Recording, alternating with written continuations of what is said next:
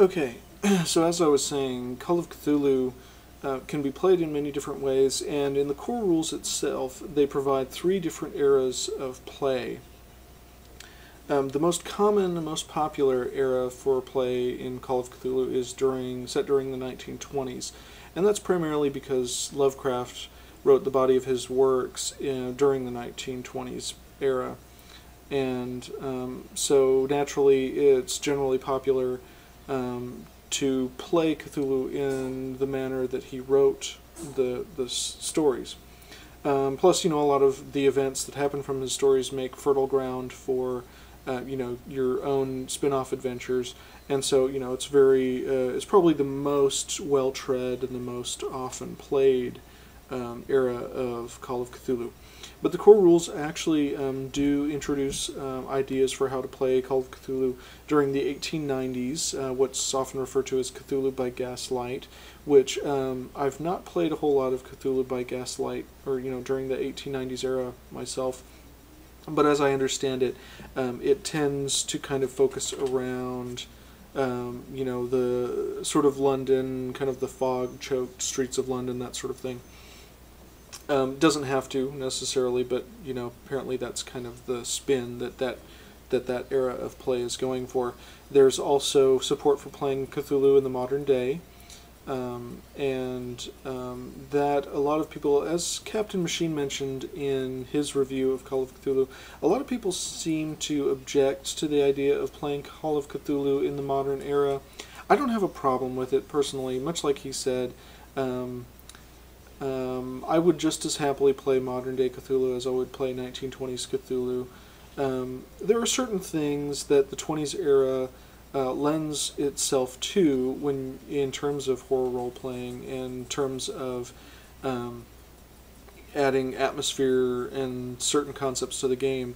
Primarily that being the fact that during the 1920s the world was still a little slightly mysterious. There were still kind of corners of the world that weren't really well known, weren't really well explored. And the fact that communication and travel during that period was much more difficult for the average person. Generally long voyages, across oceans had to be done by ship. There wasn't a whole lot of, air travel going on at the time because airplanes were still fairly new. There's, of course, the dark heart of Africa and, and South America and Antarctica, and there's all these unexplored places that feel very, or in Call of Cthulhu can feel very isolating. And that's one of the things about Call of Cthulhu. It doesn't have to be a game of isolation, but horror generally works best when the heroes, or rather when the characters, kind of recognize that they're alone, that there's nobody that they can really rely upon, and that all the threats that they're facing can only be resolved by their own decisions. But that can easily be done. I mean, it's a little more difficult to do that in the modern day just because of all the technological advances and all, the supposed enlightenment that we've gained, of what we like to think of as our world today. But there are still ways to play Cthulhu in modern era. And I've actually run a couple of adventures during the modern era and had a lot of fun with it. So yeah, I have no objections to playing Cthulhu in the modern day. Plus, one of the very coolest supplements, or kind of campaign settings, if you want to call it that, for Call of Cthulhu is a game called Delta Green. And Delta Green is, there are some reviews on it if you want to check out. Game Geeks did a review of Delta Green and a couple of its supplements. But Delta Green is a kind of a conspiracy game of agents in the modern day dealing with the mysteries of the mythos. And so it's a very excellent series, a couple of books that they published for it. And it's set in modern day, and it works very, very well because the people who wrote the books did it very intelligently. There's a lot of different options there.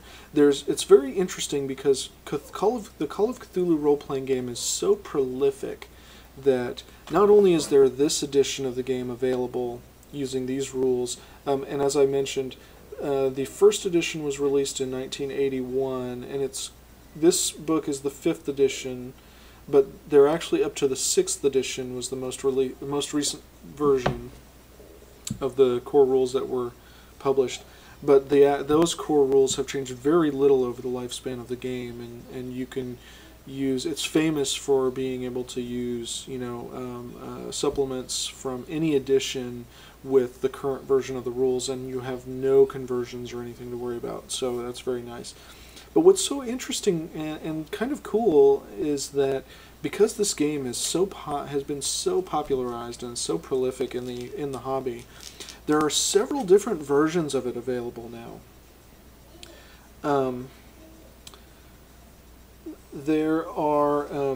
There's an edition where they released a D20 version of the game, which I actually have over on my shelf. So if you have players who prefer, their Dungeons and Dragons and they're more comfortable with the D20 system, that option did exist out there. It's not in print any longer. They only did a single print run of it, I believe, and so when it sold out, it was gone. If you ignore some of the elements, some of the D20 system elements, and just focus it on what Call of Cthulhu is about, it's not a bad game. It's not the best. I wouldn't really play it over the BRP version, the version I was holding up in front of you. But if you do have people who strictly want to play D20, it's a great way to expose D20 players to the Call of Cthulhu role-playing game and to the Cthulhu mythos. There is another version that was released called Shadows of Cthulhu, I believe, which used the True 20 core rules. There was a version called Trail of Cthulhu, which used an obscure system called the Gumshoe game system, which is a system for emulating mystery sort of adventures and heroes following a trail of clues and that sort of thing, which works well for Cthulhu in theory. I've never played the actual Gumshoe system, so I don't know how it works in practice. And more recently, they released a version of Call of Cthulhu for Savage Worlds, which is called Realms of Cthulhu. And I've heard really good reports about it. I've not picked it up yet, but I've heard good things. So there are a lot of different ways to play Call of Cthulhu, no matter what system you prefer. There's a lot of ways to get entry into it, which I think is kind of cool. Personally, I would recommend the BRP version. Whatever edition you can pick up, 5th or 6th edition is good, because they in the later editions it was basically just an expansion upon earlier materials. So you basically get more support in the later editions, as well as kind of clarifications and that sort of thing. So, big thumbs up. It's a very excellent game. It's been on my mind a lot lately, and I really want to run it because it's been a long time since I've run Call of Cthulhu, and it is one of my very favorite RPGs, and it's played very differently from most traditional role-playing games. So, if you're looking for something a little different, definitely worth picking up. If you like horror, if you like the idea of kind of fear in your games, great role-playing game, tons of support out there for it. I highly recommend picking it up. So, thanks for watching.